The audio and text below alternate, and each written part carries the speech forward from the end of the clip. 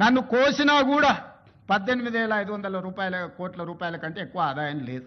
ఏం చేస్తారా నన్ను చెప్పురు ఉద్యోగ సంఘాల నాయకులను అడుగుతున్నా, ఏం చేస్తారు? నన్ను కోసుకుంటే తింటారా, వండుకొని తింటారా, ఏం చేస్తారు? లేదు, ఉన్నదే 18,500 కోట్లు, ఎట్లా వంచుదామో చెప్పండి. అప్పు పుడతలేదు, అనా పైసా ఎవడు ఇస్తలేడు. ఎవరినన్నా కలవడానికి పోతే బ్యాంకర్లు దొంగలను చూసినట్టు చూస్తున్నారు తెలంగాణ రాష్ట్ర ప్రతినిధులను. ఎవడు ఢిల్లీకి పోతే అపాయింట్మెంట్ కూడా ఇస్తలేడు, వీడు వస్తే చెప్పులు కూడా ఎత్తుకుపోతాడేమో అన్నట్టుగా ఆ పరిస్థితి ఉంది దేశం ముందల.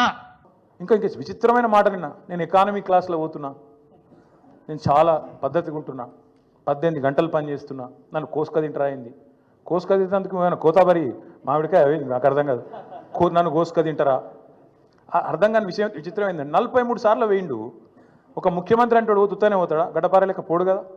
ఆయన ఎంబడ 100 మాగదులు, సిబ్బంది, మన్ను మశానం, ఆయన ఇంకా బ్రోకర్లు, వాళ్ళు వీళ్ళు మస్తు మంది పోతారు. ఎక్కడ పోయినా దొంగలాగా చూస్తున్నారు అంటున్నాడు ముఖ్యమంత్రి. మరి దొంగను దొంగలెక్క కాకపోతే ఎట్లా చూస్తారు? దొంగను దొంగలెక్కనే చూస్తారు.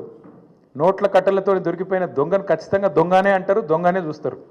ఒక విశ్వసనీయత లేని ఓటుకు నోటు దొంగను కాంగ్రెస్ అనే ఒక ఎర్రి పార్టీ గుడ్డిగా నమ్మి సీఎం చేసింది, కానీ ఖచ్చితంగా దేశంలో మిగతా వాళ్ళు మాత్రం నమ్ముతలేరు.